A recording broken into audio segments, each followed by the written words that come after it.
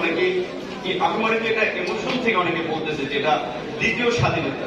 স্বাধীন একটা জাতি একবারই হয়, এটাকে আমরা দ্বিতীয় স্বাধীনতা বলতে পারি না, তবে দ্বিতীয় মুক্তির সংগ্রাম আমরা বলতে পারি। যে ৭১ আমরা একটা স্বাধীন সার্বভৌম ভূখণ্ড পেয়েছিলাম, তারপর থেকে আমাদের সামাজিক, রাজনৈতিক, অর্থনৈতিক মুক্তির লড়াই চলছে।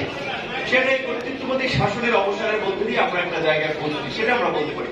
তো এই দ্বিতীয় মুক্তির সংগ্রামের যে পরিবর্তিত বাংলাদেশ আমরা চাই, যে একটা সহনশীল রাজনীতি, একটা সম্প্রীতির রাজনীতি, সেখানে গণমাধ্যমকে একটা গুরুত্বপূর্ণ ভূমিকা পালন করতে হবে। এখানে অনেক হাউজের সাংবাদিকরা আছেন, তো সাংবাদিকদের মধ্যে যদি আপনার বিশেষ করে, আমি ব্যক্তিগত পছন্দ করি না, তারপরে আমার কিছু বিষয়ে রিজার্ভেশন আছে, কিন্তু তারপরে প্রেস ক্লাবের একজন সাবেক সভাপতি সেক্রেটারির যদি সদস্যপদ স্থগিত করা হয় দেখলাম, তো এই বিষয়ে বোধহয় আপনাদের স্ট্যান্ড নেওয়া দরকার। কারণ এটা তো বাস্তব, সবসময় তো আর নদীতে স্রোত গড়ায় না, ভাটাও